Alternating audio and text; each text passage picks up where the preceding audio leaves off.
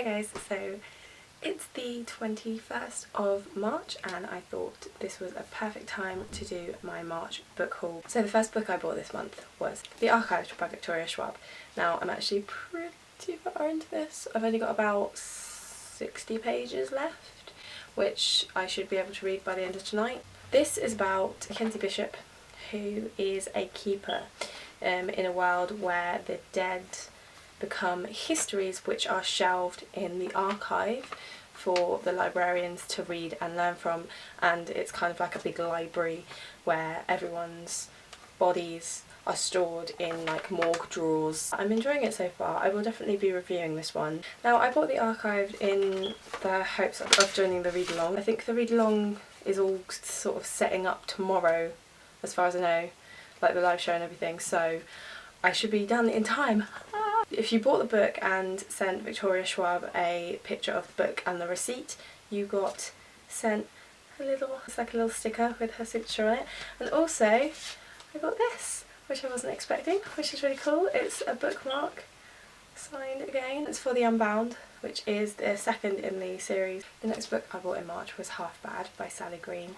Again, I bought this for a read along for this month, which this will be the next book I pick up. I think if I don't pick up We next, I'm not sure. This is about witches. It's about black witches and white witches, and the protagonist is half and half. His dad was a black witch and his mum was a white witch, as far as I know.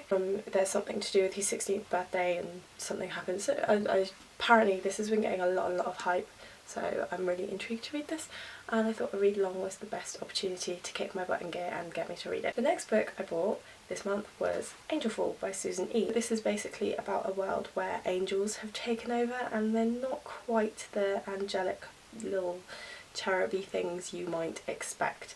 So it's a post-Angels apocalypse novel and it sounds really good, and there's been a lot of good responses to it. The next one is Crack Cocaine by Veronica Rossi. It's Under the Never Sky, which, yeah, Lainey made me buy it because if you don't know who Lainey is, it's Ginger Reads Lainey. I'll put her link down below. And she's so passionate about this series. I barely even know what this is about, but she's so passionate about it that I was really intrigued to read it, and I really want to see what all the fuss is about because a lot of people seem to like it. And I had to wait for ages for this one because I wanted this cover, this nice pretty cover, because I didn't really like the other cover. The next two books that I bought this month I'd already read. First one is another copy of my favourite book. It was coming out in a new edition and the edition was gorgeous and I really wanted to, and yeah. It's Good Omens by Neil Gaiman and Terry Patchett. This is an amazing book. It's just amazing. They're two brilliant authors. When they're put together, they're just fantastic. And this cover is gorgeous. It's such a beautiful edition. It's got a ribbon. I nearly cried because there was a ribbon in it. It wasn't a dark, stormy night. It should have been, but that's the weather for you.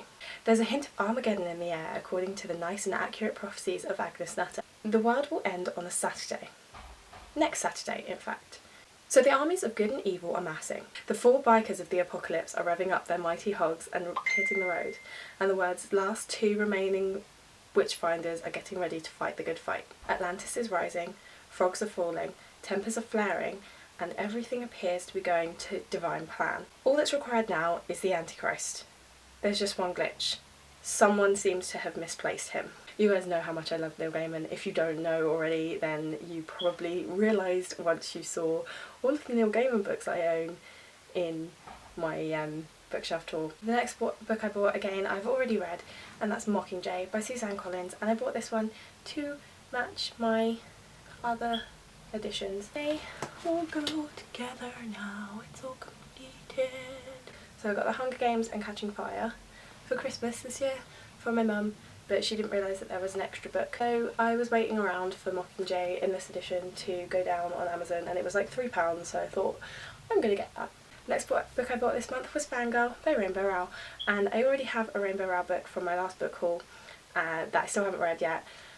I know, but I watched Books and Quills review this one, and she talked about how it was all to do with fan fiction and that there was a sort of Harry Potter-esque series involved in this one. It just sounds like my preteen years. Rainbow Rowell is apparently an amazing writer. I really can't wait to read Attachments, which I will read first because I bought that one first. but yeah, I just thought this sounded really great and I'm really interested in reading it. I'll leave a link down below to Books and Quills review. It's really interesting and it made me want to read it, and it told me about the comic strip in the back cover, which I would have definitely read if I hadn't watched that review, and apparently there's a spoiler on the back cover. The back cover has, I can show you, a comic strip, and apparently there's a spoiler in it, so don't read it.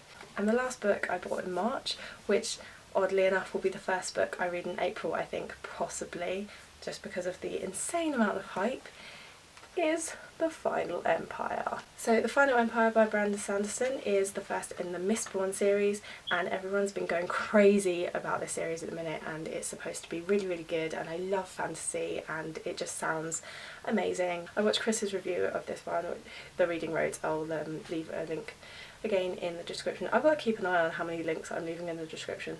His review of this was really intriguing, and loads of people at the moment seem to be really loving this, and I'm really interested in reading it, and it's such a pretty cover, and I miss reading really epic fantasy, so this is going to be awesome. And it's like, it's a little bit of a chunk, but it's not too bad. Hopefully I just hit myself in the head with it.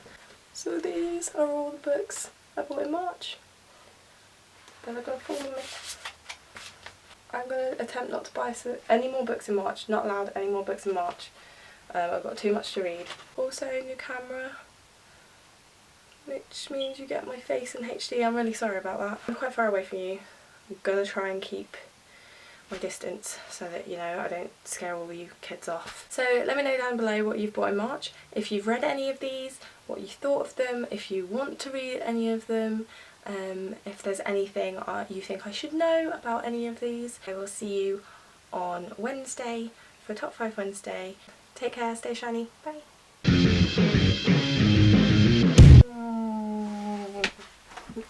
If you're going to pretend like you're falling in order to get out of frame, make sure there's nothing on the floor so that you don't actually fall. I have a degree. Yeah, I know you wouldn't think it.